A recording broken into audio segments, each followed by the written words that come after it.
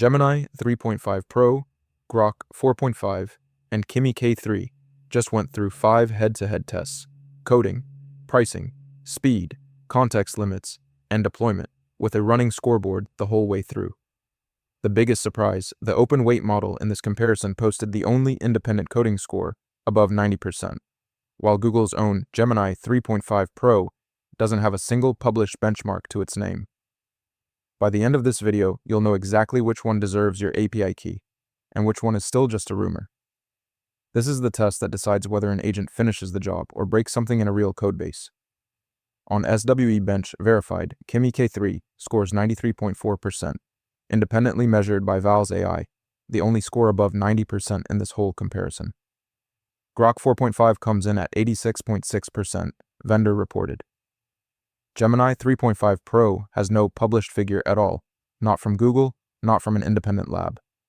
On Terminal Bench 2.1, Kimi K3's own vendor number is 88.3%, but an independent run lands closer to 80.9%, a real gap that comes down to different testing harnesses, not a disagreement about the model.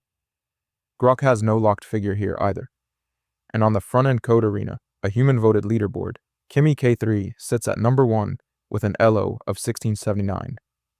Nobody else in this trio shows up on that board at all. Kimi K3 wins this test clean. That's Kimi K3 1, Grok 4.5 0, Gemini 3.5 Pro 0. My name is Brian and I review AI software so you don't have to.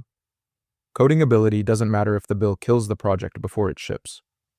Grok 4.5 charges $2 per million input tokens and $6 per million output tokens, according to official docs. Kimi K3 charges $3 per million input on a cache miss and $15 per million output. Both cache their inputs down to around 30 cents per million once you're hitting the same prompt prefix repeatedly. Gemini 3.5 Pro is the one nobody can actually verify. Community reported but unverified numbers put it somewhere around $12 to $15 per million input and $36 to $45 per million output, but that's a rumor, not an official Google rate, since Gemini 3.5 Pro isn't broadly available yet. One of the biggest problems I run into when using AI agents is turning their output into YouTube content I can actually use to market my product.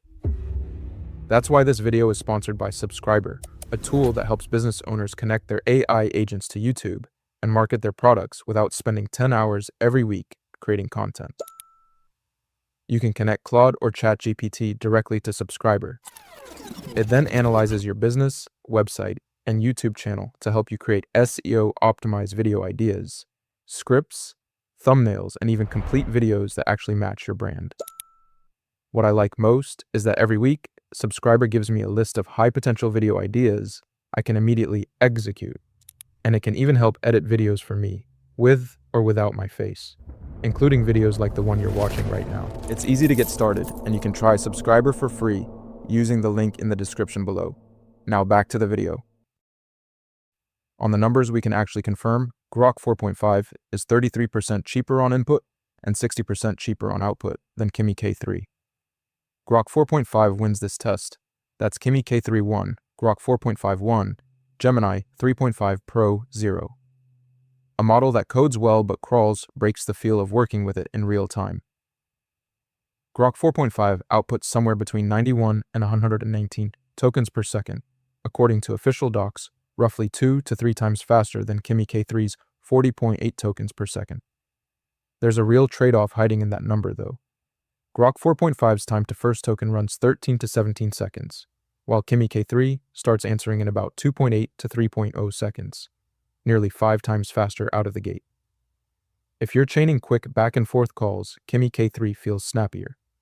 If you're generating long files and throughput is what matters, Grok 4.5 pulls ahead by a wide margin.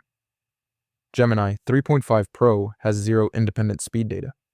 Nobody outside a small circle of enterprise testers has actually run it. On raw throughput, Grok 4.5 takes this test. That's Kimi K. Stick with me because the last 4 tests are where this decision actually flips. Next up is context and output limits, the test that quietly decides whether the rest of this comparison even matters. On context and output limits, Kimi K3 pulled clearly ahead once the workload got real. So Kimi K3 takes context and output limits, and the scoreboard shifts its way. Next up is deployment and modality, the test that quietly decides whether the rest of this comparison even matters. On deployment and modality, Kimi K3 pulled clearly ahead once the workload got real. So Kimi K3 takes deployment and modality, and the scoreboard shifts its way. Here is where Gemini 3.5 Pro clearly pulls ahead of the field. Now, here is where Grok 4.5 clearly pulls ahead of the field. Here is where Kimi K3 clearly pulls ahead of the field. Pick the one whose single biggest strength matches the job in front of you today. One thing the docs never spell out will quietly cost you if you miss it. If this helped, the next breakdown on the channel goes even deeper.